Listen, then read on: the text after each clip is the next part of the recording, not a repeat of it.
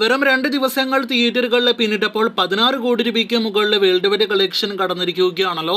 പൃഥ്വിരാജ് ബേസിൽ Joseph കോംബോയിൽ തിയേറ്ററുകളിലേക്ക് എത്തിയ ഗുരുവായൂർ അമ്പലനടയിൽ ഇന്നത്തെ ഒരു വീഡിയോയിലൂടെ വിപിൻ ദാസ് സംവിധാനം ചെയ്ത സിനിമയുടെ ഏറ്റവും പുതിയ ബോക്സ് ഓഫീസ് നേട്ടങ്ങൾ, കൂടാതെ വെറും 2 ദിവസങ്ങൾ കൊണ്ട് ഈ വർഷം തിയേറ്ററുകളിലേക്ക് എത്തിയ സിനിമകളിൽ ഏതെല്ലാം സിനിമകളെ, പ്രധാനപ്പെട്ട സിനിമകളെ ഗുരുവായൂർ അമ്പലനടയിൽ മറികടന്നു തുടങ്ങിയ റിപ്പോർട്ടുകളാണ് പ്രേക്ഷകരിലേക്ക് എത്തിക്കുന്നത്.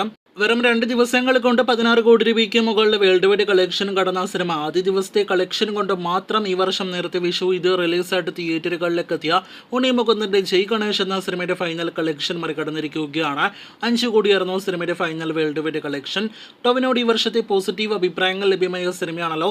അന്വേഷിപ്പിൻ കണ്ടെത്തും. നല്ല അഭിപ്രായങ്ങൾ ലഭ്യമായിട്ടും ആവറേജ് ഹിറ്റിൽ ഒതുങ്ങിയ സിനിമയുടെ ഫൈനൽ വേൾഡ് വൈഡ് കളക്ഷൻ 16 കോടി രൂപയ്ക്ക് മുകളിലായിരുന്നു.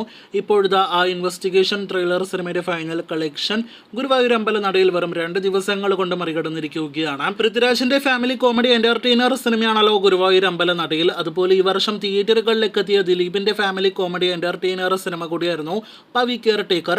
ആദ്യ ദിവസം നല്ല അഭിപ്രായങ്ങൾ ലഭ്യമായ ഏപ്രിൽ 26 തിയേറ്ററുകളിലേക്ക് എത്തിയ സിനിമ ഇനിയും ഫൈനൽ കളക്ഷനിലേക്ക് എത്തപ്പെട്ടിട്ടില്ലെങ്കിൽ പോലും നിലവിൽ സിനിമയുടെ വേൾഡ് വൈഡ് കളക്ഷൻ 12 കോടി രൂപയ്ക്ക് മുകളിലാണ്.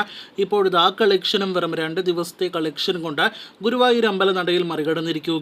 ഇതിനിടയിൽ പൃഥ്വിരാജിന്റെ കഴിഞ്ഞ 1.5 വർഷങ്ങൾക്കിടയിൽ തിയേറ്ററുകളിലേക്ക് എത്തി ഒരുപാട് പ്രേക്ഷകർ കാത്തിരുന്ന സിനിമയാണല്ലോ പൃഥ്വിരാജിന്റെ കോമഡി എന്റർടൈനർ സിനിമ എന്ന പേരിൽ തിയേറ്ററുകളിലേക്ക് എത്തി വൻ ദുരന്തമായ ഗോൾഡ്. അൽഫോൺസ് പുത്രൻ സംവിധാനം ചെയ്ത പൃഥ്വിരാജ് സിനിമയുടെ ഫൈനൽ കളക്ഷൻ 10 കോടി രൂപയായിരുന്നു. ഇപ്പോഴത്തെ നെഗറ്റീവ് അഭിപ്രായങ്ങൾ ലഭ്യമായ ഗോൾഡിന്റെ ഫൈനൽ കളക്ഷൻ വെറും 2 ദിവസങ്ങൾ കൊണ്ട് പൃഥ്വിരാജിന്റെ ഏറ്റവും പുതിയ പോസിറ്റീവ് ലഭ്യമായ സിനിമ മറികടന്നിരിക്കുകയാണ്. ഇനി മുന്നോട്ടുള്ള പാതയിൽ സിനിമ ഏതെല്ലാം സിനിമകളെ മറികടക്കും എന്നൊക്കെ അറിയാനായിട്ട് പ്രേക്ഷകർ കാത്തിരിക്കൂ.